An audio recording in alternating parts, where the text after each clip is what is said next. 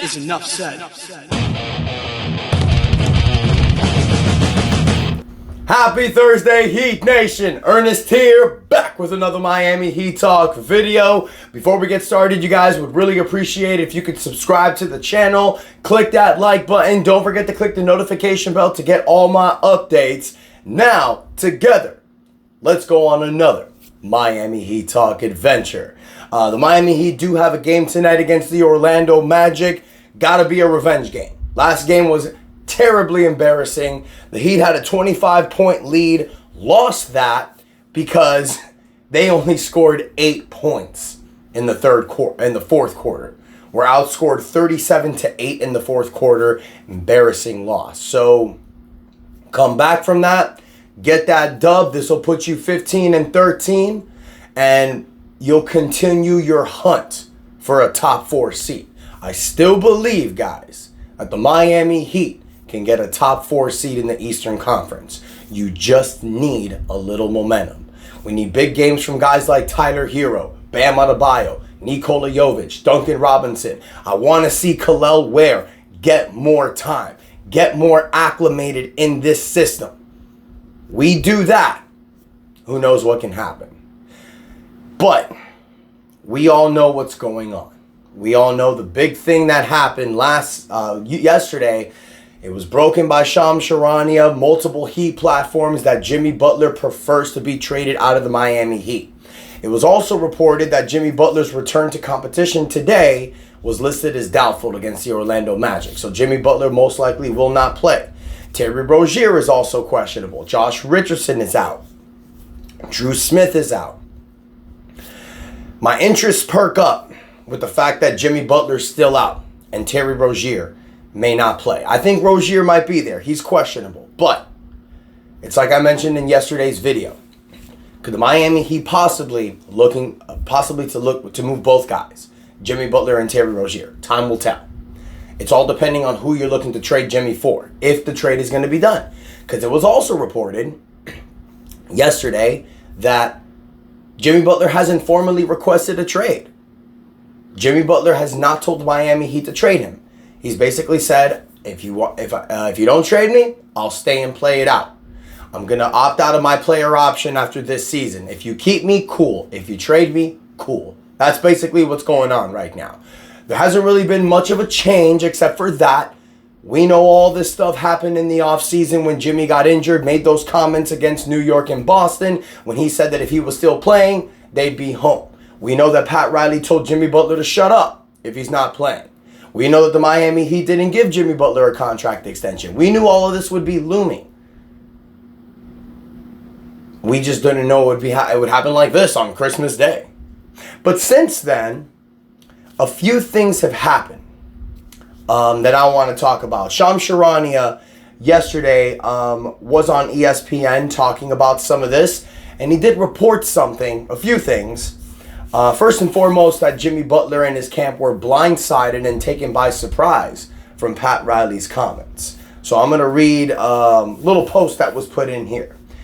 Beyond the contract, other issues also have led to Jimmy Butler's increasing request to make a trade with his time with the Miami Heat. A source said that Butler was caught off guard when Pat Riley, during a May news conference, scolded him for saying that Boston would be at home and New York damn sure would be at home. If Butler had been healthy for Miami's 5-game first-round playoff loss against the Boston Celtics, which he missed because of a knee injury, for him to say that, I thought, is that Jimmy trolling? Is that Jimmy being serious? We know the quote. But apparently Jimmy Butler was caught off guard with this. Now, during the offseason, I said, I'm sure Jimmy Butler didn't care. We knew that the Miami Heat and Jimmy Butler were kind of cut from the same cloth. So drama doesn't really come far. But those comments really pissed off Jimmy, apparently. But something else that Shams mentioned was Jimmy Butler wanted the Miami Heat to get help that never came. This was reported by Barry Jackson. Shams Charania is now reporting that there has been escalation in the situation and that Jimmy wanted the Heat to get him help that never came.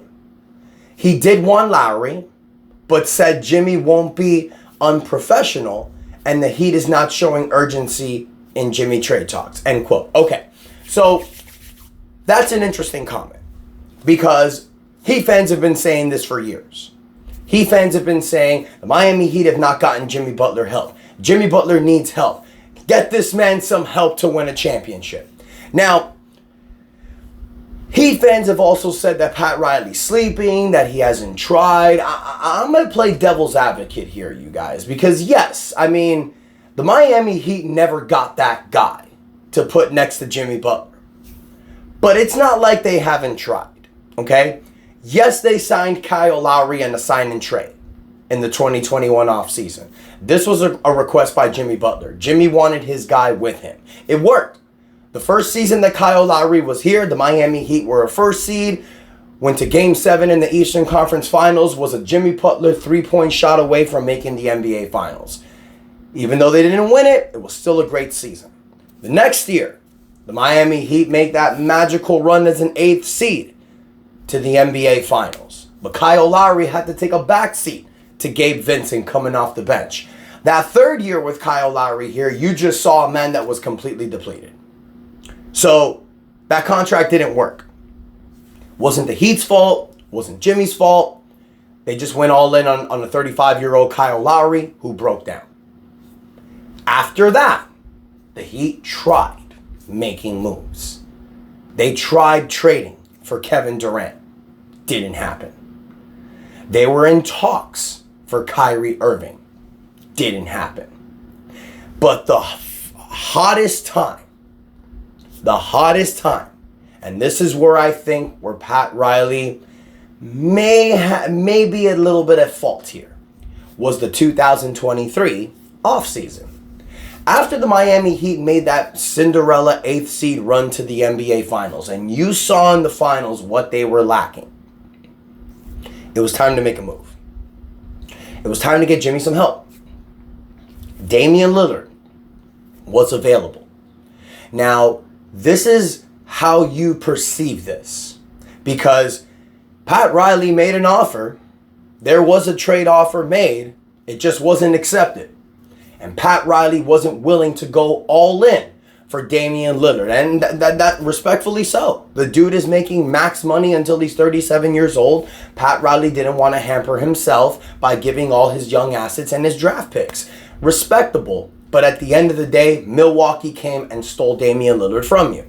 So you ran it back again. You're thinking, okay, this 2023 team that made the NBA Finals, you bring back Tyler Hero, let's see what happens. You lose Gabe Vincent, you lose Max Strus, but you gain back Tyler Hero, you draft Jaime Jaquez Jr., let's see what happens. Jimmy gets hurt in the play-in, you don't know what comes of it. Maybe the Heat would have made some noise again in the playoffs, we don't know.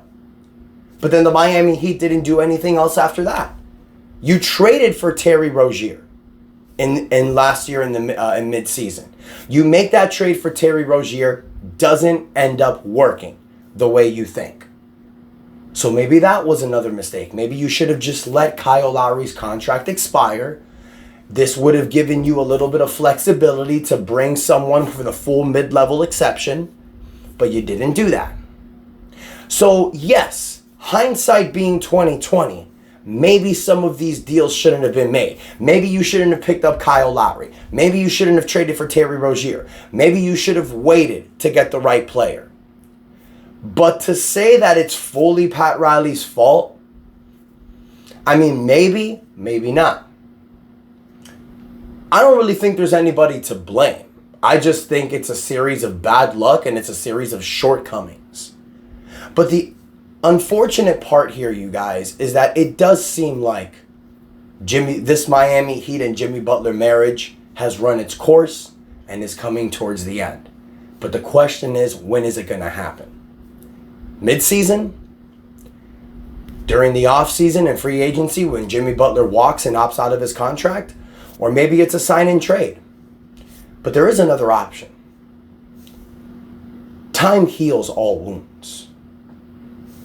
So if this Miami Heat team can actually make some noise during the season and make a playoff push, maybe Jimmy Butler returns on a user-friendly contract. But I want to hear from you, Heat Nation. With everything being said, all these reports coming out, do you think that Jimmy Butler is going to be traded by the midseason? Do you think it's going to be a sign-in trade where he can get his max money and go to another team? Because remember, Brooklyn is the only team that's going to have the money to give Jimmy in free agency unless he signed and trade somewhere. So he's going to need the Heat's help to get the money that he wants. Or maybe he comes back on the user-friendly contract. Let me know what you think in the comments, Heat Nation. Don't forget to like, share, subscribe to the channel. We're pushing to 6,000 subscribers. Thank y'all so much for the continued support. If any updates come in, I'll be first to give you a video the quickest I can. Thank y'all. Enjoy your day. Hope you enjoyed your Christmas. And that is enough said. Let's go Heat.